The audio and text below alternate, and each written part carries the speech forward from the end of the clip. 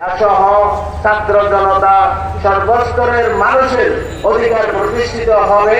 তো সেজন্য আমরা এই যে আজকের সিদ্ধি যেমন বাস্তব, ঠিক তেমনি আগামী দিনের যে সমাজ পরিবর্তন হবে, এটি অন্তর্বর্তীকালীন সরকারের পরে এই দেশকে চালাবে, এটা একটা আমাদের জন্য সবচেয়ে বেশি গুরুত্বপূর্ণ ইস্যু।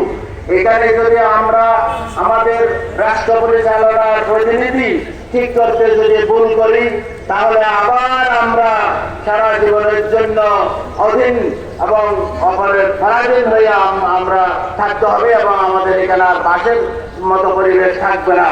সেজন্য আমরা আজকে কৃষক শ্রমিক জনতা ইসলামী শাসন ব্যবস্থা প্রতিষ্ঠা করার জন্য আমাদেরকে আগামী দিনে এই আগামী দিনে যে ভোট বিপ্লব হবে, তাতে গত জুলাইয়ের ছাত্র জনতার যে অভ্যুত্থান হয়েছে, সেরকম ইসলামী সমাজ নির্মাণের অভ্যুত্থান ঘটিয়ে আমাদের আগামী দিনের নিশ্চয়তা, আমাদের এই যে শ্রম অধিকার, স্বাস্থ্য, চিকিৎসা, বাসস্থান সব অধিকার বাস্তবায়নের জন্য আমাদেরকে ইসলামী সমাজ নির্মাণের কোনো বিকল্প নেই।